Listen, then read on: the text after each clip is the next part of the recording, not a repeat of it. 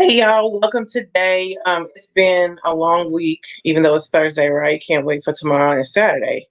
Um, Tuesday marked the end of Kentucky's legislative session. I had to center the day. Y'all see me pull up, pull down, and bring it in.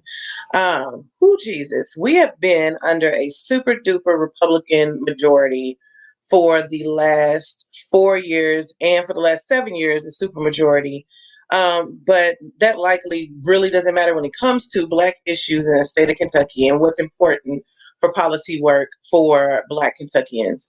I am Chanelle Helm with BLM Louisville, and I'm also here with Shauntrice and Keturah Herron, who's also with ACLU, and Shauntrice also has worked with KFTC, and of course, the owner of Black Market Kentucky, doing amazing food justice and anti-food apartheid work in Louisville, as well as giving it to our mayor. uh, we're going to go through several bills today, not a lot, just some key bills that people should be aware of. And then also we'll probably share a bit of like how the legislature work. A few of these bills were called emergencies, which means when they tag that emergency on there, it immediately becomes law. So there is no waiting for these bills to become law. They happen immediately. And they've been using those tactics a lot for things that continue to make us McConnell country, making us the last in education and health, food justice, but also the highest in the worst categories. So we're going to kick it off to Keturah, one of the leading policy analysts and organizers of this current moment right now, pushing around legislation for no more no-knocks. Breonna's law, we have had that passed in several other states. And Keturah, definitely give us a bit of an update when you can of what's happening with that nationally too. Thank you, Chanelle and Shauntrice. It is great to be amongst the both of you beautiful ladies today. And so I just want to give an update on what we were able to do with Senate Bill 4, aka a version of Breonna's law and no knocks. And so obviously when we set out last year to put a ban on no knock warrants, the goal was to get a complete ban. We were able to do that here in Louisville. I want to reiterate to folks that we were able to do that in 17 days in Louisville. And that was huge. And so then the next step obviously was to get that done statewide. There's a lot that goes into getting legislation passed statewide. There's a lot of different things that you have to think about and take into consideration. One of the main things that's important to take into consideration is the culture and climate of not just the legislative body, but where we are in our state and nationally. And so we were able to pass a version of Breonna's law, which was Senate Bill 4, which it's not a complete full ban of no-knock warrants, but it does include those exigent circumstances or those emergency circumstances that are listed in this kidnapping, human trafficking, terrorism, which were the main three things that you heard people talk about. Black folks, white folks from urban communities, rural communities. Well, what if this is happening? What if this is happening? And so I think that's the reason why that you saw folks from both sides, Democrats and Republicans, agree to have that legislation in, or those situations in there. Also, what the bill does is that it says that if there's a no-knock warrant that will be allowed, that there has to be clear and convincing evidence given to the judge. Before that wasn't the case. And so it puts a larger burden on the judge. And so it would be the judge's responsibility to even issue that warrant. Also, the police officer would have to go through their commanding officer and a list of other things that they would have to do before that no-knock warrant was able to be done. Also, what we saw in the bill, which was a part of one of the things that we people were asking for, that we saw in the case of Breonna Taylor, is that the judge has to print their name. Before it was just signatures, and you couldn't read what it was, but judges have to print their name. Also, EMT would be standing close by. That was an amendment done by our folks, some of our Democrats asked for that. EMT would need to be close by. Also, they would have to be in clothing that is identifiable. So police would not be allowed to be in street clothing, so they can be identified. And then another thing that it did with the amendment, which it did put some points of contention in, is that if there's jurisdictions that are less than 90,000 people, it would allow them to do a no-knock warrant without SWAT. What does that mean? So you talk about communities with 90,000 folks or less. That does not include communities that are majority Black communities, which is what we have seen where no-knock warrants have been used the most. The other thing that I think that is super important is that when we're talking about no-knock warrants, is that historically, when they were created for drug offenses. There's no exclusions of drug offenses in this. And so that is a super important thing, as we did see some folks trying to put that amendment in. And so I know that there's been some controversy and folks asking, what does this mean? What does it not mean? One thing I want people to know and understand is that that is the standard at the state level. However, local jurisdictions are also allowed to make the laws stricter. So here in Louisville, we have a complete ban of no-knock warrants. So if there's folks in other communities who want to go ahead and make sure that they can get a complete ban, that work is still left to be done. And we can still make sure that we do that at the local level, at folks at city council level, to get that done. What else do I need to include? I think that might be it for actually Senate Bill 4 and the version of Breonna's law. But I do want to bring up another bill that includes policing, and that is Senate Bill 52. Prior to this session, it was not illegal. It was not illegal for police officers to engage with civilians or community members in a sexual way. Now, with the passage of Senate Bill 52, it makes that a sex crime. And so now, if someone is in police custody, they are not allowed. It is illegal for them to have any type of sexual contact with them, with the person in the community. And so that's huge. And it's very unfortunate that was something that was allowed anyway. And so I will leave it there, and I'm sure I will probably jump back in. We got a little bit of time, so I'll kick it over to you now, Shauntrice. Yeah, so before I get into the anti-protest bill, I know Chanelle wanted to touch on HB 310 about the notices and hearings regarding parole and competency. So yeah, Chanelle, if you want to go from there, and then I'll kick us to the anti-protest bill. That's perfect. Yes. So something that Kentucky legislature, and I guess a lot of folks that have been in these supermajorities, but also very Republican heavy places, and we've seen this also at the federal level, they will take certain legislation and either make it an amendment in another legislation or bypass the intended legislation altogether. What isn't new is taking party power and presiding that over another party. So Dems came in with a law that was going to make it very friendly to violent, mentally ill offenders, for a better term of words, especially for our vast majority of the public. And yes, we are talking about people who are violent, that are mentally ill. And I want to reiterate that not all people are mentally ill. Not all homeless people are mentally ill. So let's not be mistaken about the words that I'm using. We are talking about people who have created violent offenses, but may not be held mentally competent for trial. And what they've been able to do, especially in the case of Kane Madden, a white man whose last victim was an 8-year-old, very violent crimes. You can definitely look that up. I do not want to trigger people on this live about that, but has been held incompetent for plenty of cases that involve violence, and he's been let go without treatment, without anything else. And so what HB 310 does, does make sure that there is awareness around those hearings and notifications, but it also makes sure that there is some type of either medical treatment plan or, and something we'll definitely have to, like Keturah alluded to, continue to fight, some type of aspect to where they are held until trial and put them to trial. So we want folks to be clear about what that looks like now moving forward. We should not have to wait months and years to try to make sure that folks that aren't able to be standing trial competently do get, their victims do get some type of justice in a way.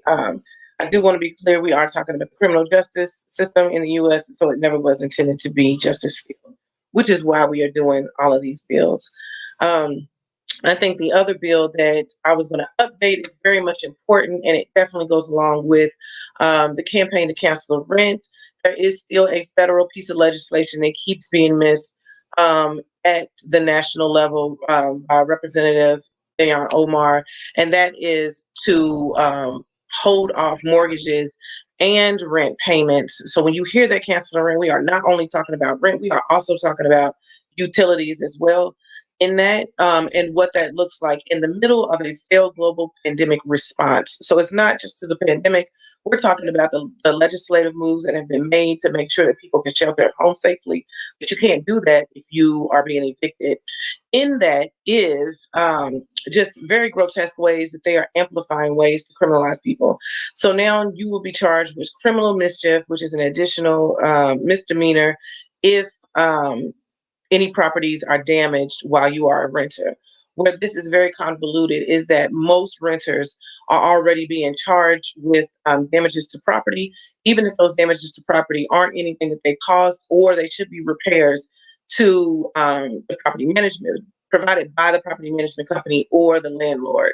If you do have that problem, you should call your city's codes and regulations immediately.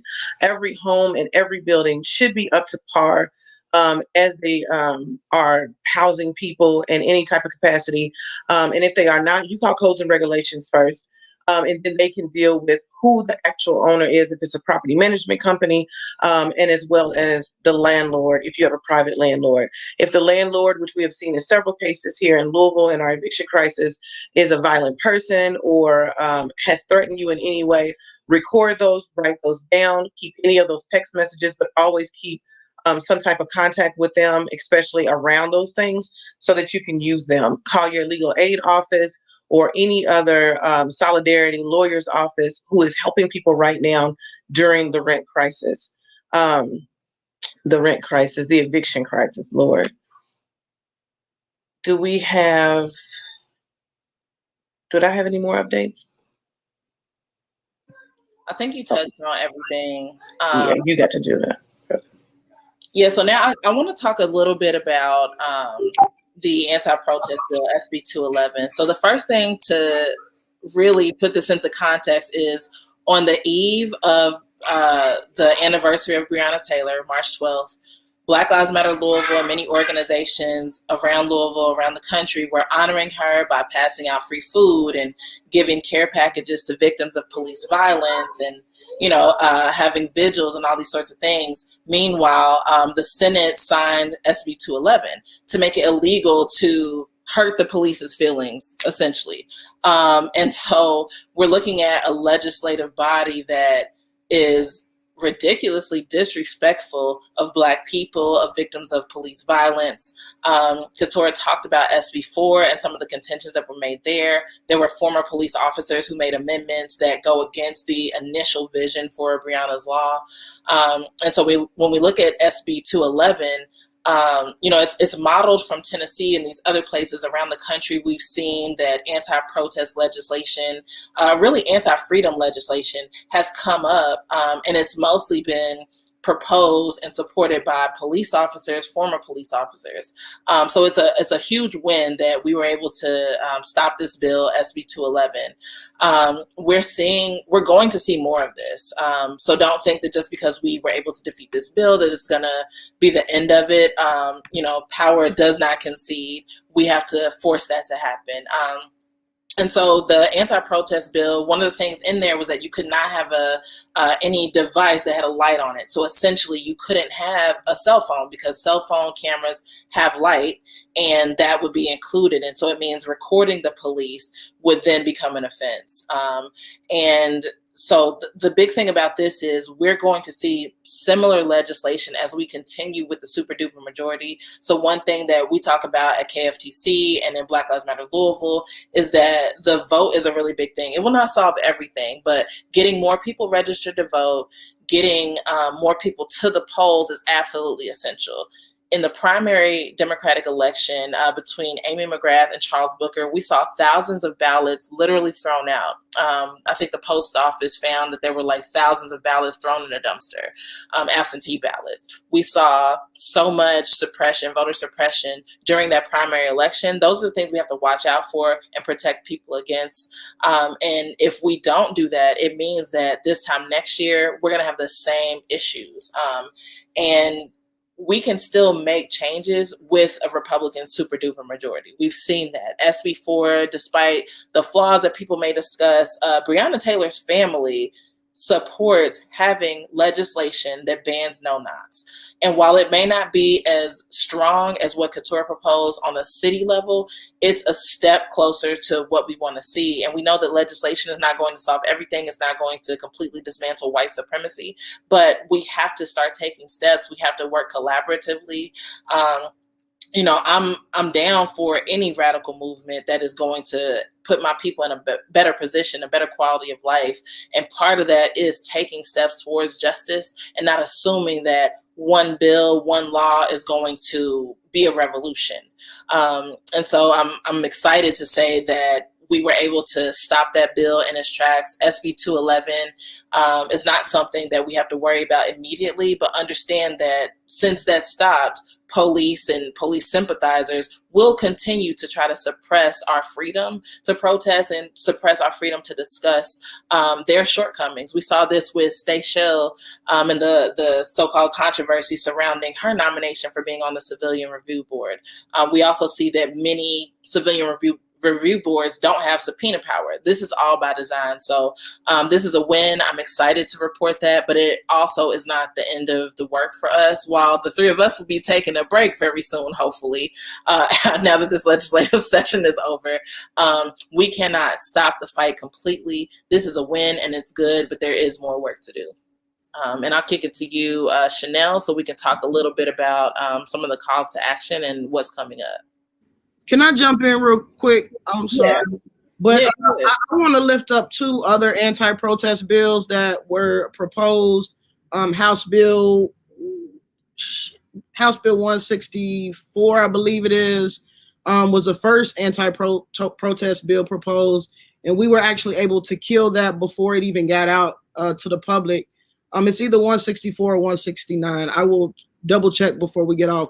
But we were able to kill that bill, and that was co-sponsored by a representative who was from Louisville. So we were actually able to kill that bill before it even got out to the public.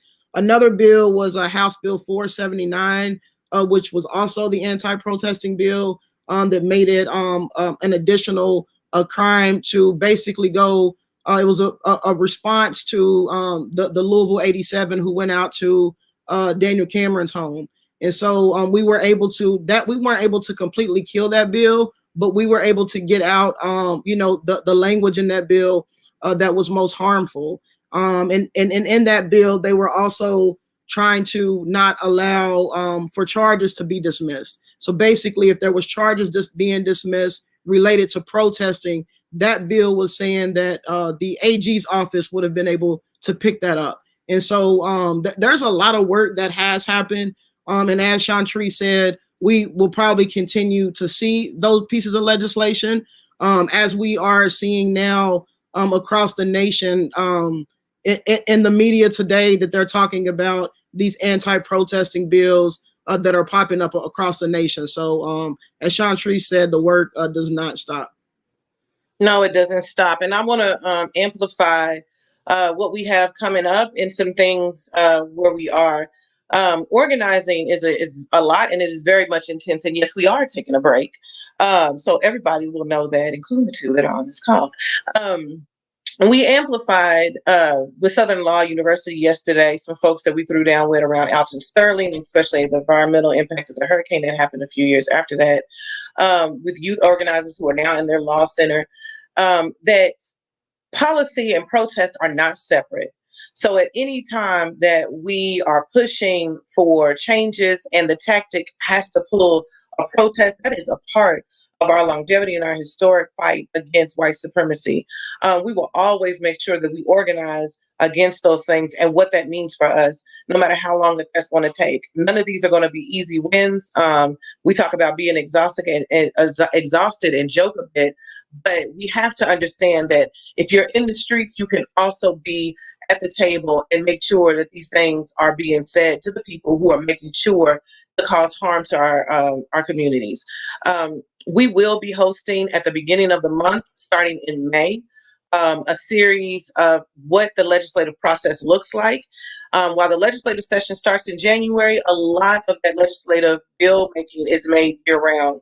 And what our Republican folks here in the state have done have been organizing with each other, and they make sure that they are on some loud and crazy ass pages, but they do it. And then they back each other up with some of the craziest stuff. So it is very much important to know that at any time that they make a policy against the work that you create, it means that you are doing a good job, but we also do not stop. It means that we also have to prevent and make sure that we are ready with the tools that we have in our toolboxes given to us by our ancestors, but also the ones that we build today, and use those and wield those against them to build power.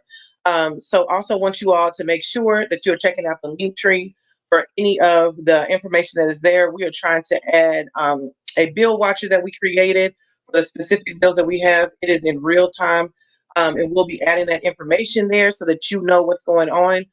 We will let you know what is an emergency, something to look at, and what we do need to be planning against.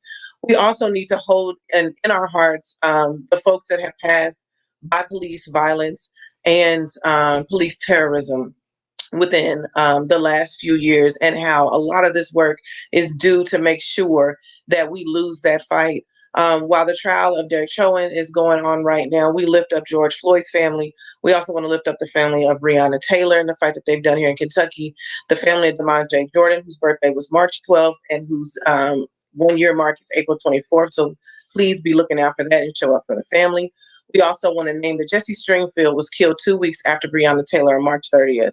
And to this day, they still play it off as if that man wasn't killed in front of a hospital in the middle of a pandemic. That is just how lawless LMPD is.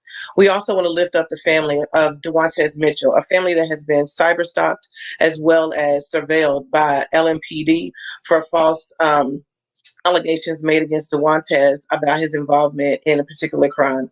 They ambushed Duantez and then shot him on sight. We are very thankful for the homeowner that turned in that was able to give and keep the video, because the surveillance in his case was really deadly. They were trying to erase everything, and got that to the lawyers for the family, and now everybody can see the truth about what happened to Duantez. We have a link to support his children and their housing needs that is also in the link tree. I'm actually going to update a bit of that on there, so if you all can give, so we can make sure that they are taken care of.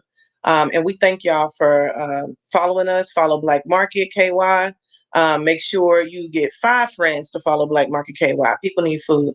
Also, always pay attention to our pages, the Black Lives Matter pages, Black Lives Matter Louisville, and ACLU Kentucky, as Keturah pushes out the work that she is building there. Thank you so much, y'all.